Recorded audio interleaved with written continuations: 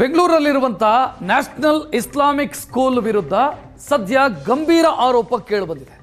ಆ ಗಂಭೀರ ಆರೋಪ ಏನು ಅಂತಂದ್ರೆ ದೇಶದ್ರೋಹದ ಕೆಲಸಗಳಾಗ್ತಿದೆ ಈ ಶಿಕ್ಷಣ ಸಂಸ್ಥೆಯಲ್ಲಿ ಅಂತ. ಥಣಿಸಂದ್ರದಲ್ಲಿದೆ ಸಾಮರ್ ಇಂಟರ್ನ್ಯಾಷನಲ್ ಇಸ್ಲಾಮಿಕ್ ಸ್ಕೂಲ್.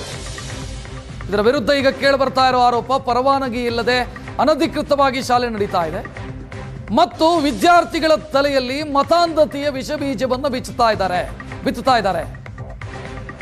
ಮುಸಲ್ಮಾನರು ದೇಶ ಆಳಿದ್ರು, ಇನ್ನು ಮುಂದೆಯೂ ಮುಸ್ಲಿಂ ಆಳ್ವಿಕೆ ಆಗಬೇಕು ಅಂತ ಪ್ರವಚನ ಮಾಡಲಾಗತ್ತೆ ಮಕ್ಕಳಿಗೆ ಅಂತ ಆಡಳಿತ ಮಂಡಳಿಯ ವಿರುದ್ಧ ಮುಖ್ಯಮಂತ್ರಿಗಳಿಗೆ ಪತ್ರ ಬರೆಯಲಾಗಿದೆ. ಮುಖ್ಯಮಂತ್ರಿ ಮತ್ತು ಗೃಹ ಸಚಿವರು ಸೇರಿ ಸರ್ಕಾರದ ಕಾರ್ಯದರ್ಶಿಗೆ ಪತ್ರ ಬರೆದಿದ್ದಾರೆ. ಇಲ್ಲಿ ಮಕ್ಕಳಿಗೆ ದೇಶದ್ರೋಹದ ಪಾಠವನ್ನು ಮಾಡಲಾಗ್ತಿದೆ, ದ್ವೇಷವನ್ನ ಪಾಠದ ಮುಖಾಂತರ ಹೇಳಿಕೊಡಲಾಗ್ತಾ ಇದೆ ಅಂತ ಅಬ್ದುಲ್ ರಹೀಮ್ ಅನ್ನೋರು ಪತ್ರ ಬರೆದಿದ್ದಾರೆ. ನೋಡ್ತಾ ಇದ್ರಿ ಆ ಪತ್ರದ ಕಾಪಿಯನ್ನು.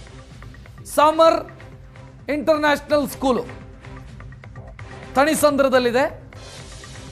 ಈ ಸ್ಕೂಲು ಎಲ್ಲ ನಿಯಮಗಳನ್ನು ಉಲ್ಲಂಘಿಸಿದೆ. ಒಂದು, ಯಾವುದೇ ಪರವಾನಗಿ ಇಲ್ಲದೆ ಶಾಲೆ ನಡೀತಾ ಇದೆ. ಎರಡನೇ ಆರೋಪ. ಮೂರನೆಯದ್ದು, ಇಲ್ಲಿ ಧರ್ಮಗುರುಗಳನ್ನು ಬಳಸಿ ದೇಶದ್ರೋಹಿ ಪಾಠಗಳನ್ನು ಮಾಡಲಾಗ್ತಿದೆ ಅನ್ನುವಂಥ ಆರೋಪ. ಥಣಿಸಂದ್ರದಲ್ಲಿರುವಂತಹ ಸಾಮರ್ ಇಂಟರ್ನ್ಯಾಷನಲ್ ಇಸ್ಲಾಮಿಕ್ ಸ್ಕೂಲ್ ವಿರುದ್ಧ ಮತ್ತೊಂದು ಆರೋಪ ಕೇಳಿ ಬಂದಿರುವಂಥದ್ದು. ಶಾಲೆಯಲ್ಲಿ ದೇಶ ವಿರೋಧಿ ಚಟುವಟಿಕೆಗಳನ್ನು ಮಕ್ಕಳಿಗೆ ಹೇಳ್ಕೊಡ್ಲಾಗ್ತಾ ಇದೆ ಅನ್ನುವಂಥದ್ದನ್ನು ಪೋಷಕರೇ ಆರೋಪ ಮಾಡಿರುವಂಥದ್ದು. ನಮ್ಮ ಜೊತೆಗೆ ಪೋಷಕರೊಬ್ಬರಿದ್ದಾರೆ, ಅಬ್ದುಲ್ ರಹೀಮ್ ಅವರು. ಅವ್ರನ್ನ ಮಾತಾಡಿಸ್ತೀನಿ. ಸರ್, ಈಗ ಶಾಲೆಯಲ್ಲಿ ಏನೇನು ಚಟುವಟಿಕೆಗಳು ನಡೀತಾ ಇದೆ? ಚಟುವಟಿಕೆ ನೋಡಿ ಮೇಡಮ್, ಫಸ್ಟು ಶಾಲೆ ಅಂದರೆ ಶಾಲೆನೇ ಅದು ಅನ್ರಿಜಿಸ್ಟರು, ಅದು ಇಲ್ಲೇಬಲ್ಲು. ಫಸ್ಟೇ ಗೌರ್ಮೆಂಟಿಂದ ಇದಾಗಿದೆ, ಅವ್ರದ್ದು ಸೊಸೈಟಿ ರಿಜಿಸ್ಟರ್ ಇಲ್ಲ, ಏನಿಲ್ಲ. ಶಾಲೆ ಹೇಳೋದು ತಪ್ಪು. ಫಸ್ಟು ಹೈಕೋರ್ಟಿಂದ ಆರ್ಡ್ರ್ ಇದೆ, ಕಮಿಷನರ್ದು ಆರ್ಡ್ರ್ ಇದೆ.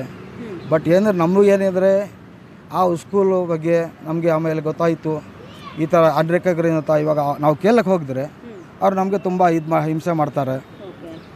ಬಟ್ ನಾನು ಆಮೇಲೆ ಗೊತ್ತಾಯಿತು, ಇವಾಗ ನಮ್ಮ ಮಗನಿಗೆ 2 ತಿಂಗಳು ಮುಂಚೆ ಅಲ್ಲಿ ಹೇಳ್ಬಿತ್ತಾಯಿತು. ಆವಾಗ ನಾನು ಅವ್ರಿಗೆ ಕೇಳಿದ್ರೆ ಅವರು ತುಂಬ ರೌಡಿಸಮ್ ನನ್ನ ಜೊತೆ ಮಾಡಿದ್ರೆ. ಆಮೇಲೆ ನಾನು ಹೋಗಿ FIR ಕೂಡ ಮಾಡಿದೆ. ಅವರು ಆಮೇಲೆ ನನ್ನ ಮಗನಿಗೆ